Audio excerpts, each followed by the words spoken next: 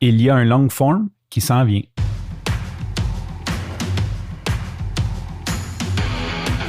Il aime le code. Il faut que la communication soit codée, mais de façon claire et transparente. La rigidité, c'est pas pour nous. Mon nom est Francis Parent-Valquette et vous écoutez le Sandro Show. Mais le plus important, c'est qu'il est bélier. Aujourd'hui, c'est un autre épisode que je diffuse plus tard qu'à l'habitude pour la simple et bonne raison que je me suis permis hier soir de ne pas enregistrer. J'ai fait plusieurs tâches ménagères, j'avais un podcast à diffuser. Quand j'ai terminé le tout, il commençait à être tard et j'étais extrêmement fatigué. Fait que je me suis dit, quitte à ce qu'il n'y ait pas d'épisode demain, ou sinon, je vais l'enregistrer tout simplement le matin et le diffuser à l'heure que ça donnera. Ce matin, ça tombe bien. D'ailleurs, ça sera un autre sujet. Ma bague, ma Oura Ring me dit que je suis en pleine forme et que j'ai plein de créativité. Donc, j'ai décidé de prendre quelques minutes pour te parler et enregistrer cet épisode de podcast-là. Ce matin, ma blonde, elle me dit « Ah, qu'est-ce que tu fais aujourd'hui? Qu'est-ce qu'il y a d'excitant aujourd'hui dans ta journée? » Et d'habitude, je dis, je sais pas grand-chose. Je travaille, j'ai des affaires à faire. Et aujourd'hui, la réponse fut, j'enregistre un épisode de podcast avec un conseiller en orientation organisationnelle. Fait que c'est un épisode un peu, trailer. J'annonce qu'est-ce qu'on va faire. Pourquoi je t'annonce ça? Parce que ça m'excite. Je suis vraiment content. Ça fait depuis janvier que je n'ai pas fait de long form tout seul. Le dernier, c'est avec Patrick Chouinard, même c'était en décembre l'année passée. Donc, ça fait un bon 6 mois que je n'ai pas eu une discussion que c'est moi l'autre. J'ai fait quelques épisodes de podcast à gauche et à droite sur d'autres podcasts, mais sur le mien, ça fait un bon 6 mois que je n'ai pas reçu personne. Donc, je suis super excité. Et je vais faire un petit peu le behind the scene. Comme ça, si jamais tu écoutes l'épisode, ça t'intéresse pas. Aussi, tu pourras voir comment que des fois, où ce qu'on s'en va et où ce que ça nous amène, c'est deux chemins totalement différents. En fait, j'ai Andréane, ma coach de voix, de sonorité et de plein d'autres choses. Je ne sais pas trop c'est quoi son titre, là. Je la magane tout le temps parce que quand je dis que c'est ma coach de voix, elle dit « Je ne suis pas juste coach de voix ». Fait qu'elle n'est pas juste coach de voix, sachez-le. Elle a fait une publication sur LinkedIn. Et de ce temps-là, je suis très, très, très rarement sur les réseaux sociaux.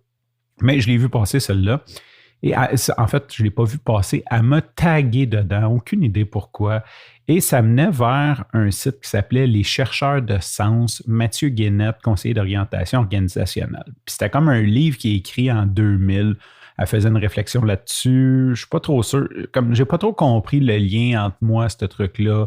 Le livre s'appelle genre Arrêter. Puis là, je le massacre parce que je n'ai pas le titre devant moi, mais c'est Comment se défaire des attitudes kamikazes lors de la recherche d'emploi.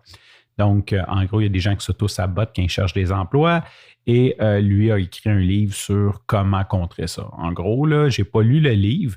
Cela dit, j'ai lu c'est pas le préface, mais le petit texte, le petit résumé du livre là, qu'ils t'écrivent pour te le vendre.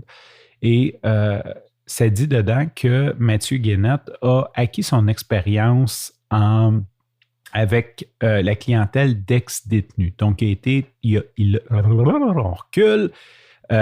il a aidé des ex-détenus à dénicher des emplois, donc à les conseiller en orientation, les conseiller pour qu'ils puissent se présenter en entrevue.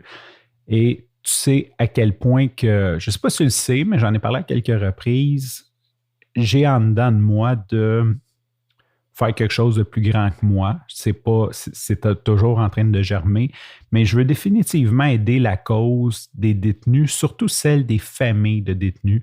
C'est quelque chose qui est très tabou. Je crois que ces gens-là ont pas choisi. Quand mettons, ton père, ton frère, ta mère, ta soeur, peu importe, ton cousin est incarcéré, c'est pas ta faute, c'est pas un choix que tu as fait, mais tu dois vivre avec les conséquences de ça si tu es une personne proche. Et c'est ça, c'est des gens tout simplement oubliés.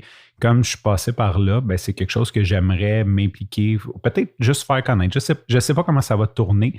Comme je dis, I know where I go, but I don't know how to get there. So, on va trouver une façon to get there. Fait que c'est ça, je suis super excité de parler avec lui. Si jamais tu essaies de comprendre comme de quoi qu'on va parler ou qu'est-ce que ça va être, ben comme tu sais aussi, ça fait 7-8 mois que je suis un peu en réflexion sur mon prochain step de carrière.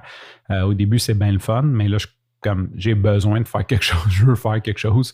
D'ailleurs, il va y avoir d'autres épisodes. Je suis sur une bonne piste, mais je vais quand même, pas que je vais attendre, c'est juste que j'ai pas pris le temps d'enregistrer ces épisodes-là.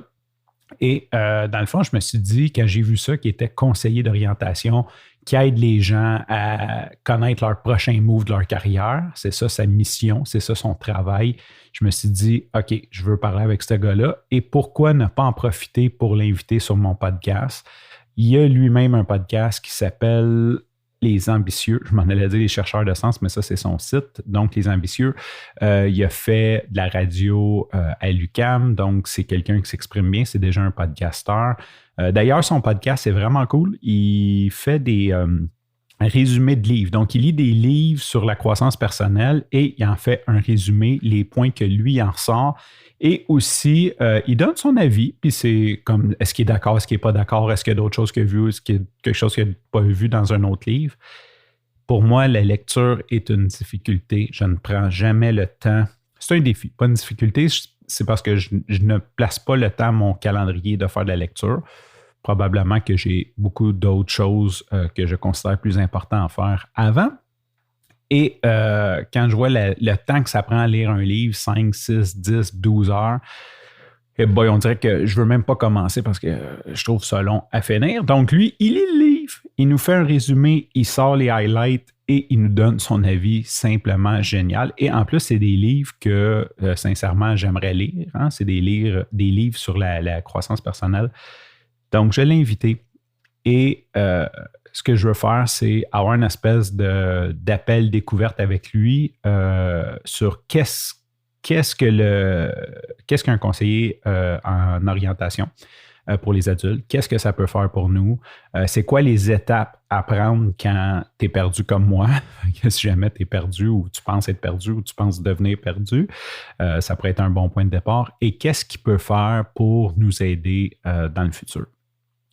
Fait que ça va être ça, l'entrevue. Aussi, bien sûr, je veux parler du fait qu'il a travaillé avec les ex-détenus, puis je veux peut-être creuser un peu la question parce que moi, je pense que mes premiers épisodes, c'est là-dessus. J'ai parlé un peu de qui fait la peine, qui purge la peine de prison quand il y a un prisonnier. Selon moi, la famille la purge autant, sinon plus que le détenu lui-même.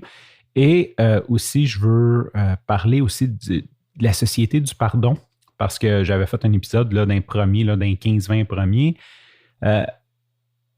Je trouve que c'est très hypocrite. On dit, OK, tu as payé ta dette envers la société, tu as fait un acte répréhensible, tu vas en prison, tu payes ta dette envers la société, mais puis 5 ans plus tard, tu peux demander pardon pour retourner aux États-Unis. Mais dans les faits, quand tu as été en prison, tu ne peux plus travailler pour le gouvernement, tu ne peux plus travailler pour une banque, tu ne peux plus travailler pour une grosse entreprise.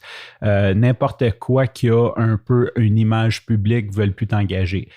Ensuite, même dans le privé, je veux dire, il y a beaucoup de préjugés. Si je vais travailler dans une compagnie comme tondeur de gazon, puis qu'ils me prêtent un camion, puis là, ils apprennent que j'ai fait de la prison parce que j'étais un voleur d'auto. On s'entend que tu laisses le camion, puis tu es comme, ouais, il va-tu revenir? Donc, à quel point qu'on pardonne et qu'est-ce qu'on pourrait faire ou est-ce qu'ils voient quelque chose qu'on pourrait, sans dire qu'on va régler la situation, mais qu'est-ce qu'ils voient qu'on pourrait faire pour améliorer ou comment les détenus peuvent améliorer leur sort dans ce sens-là? Donc, c'est un rendez-vous. J'ai l'intention de sortir ça d'ici la semaine prochaine, idéalement le plus tôt possible, pour t'en faire profiter, pour le partager, pour que les gens puissent écouter ça. Sur ce, je te remercie pour ton écoute. Je te dis à demain et bye bye.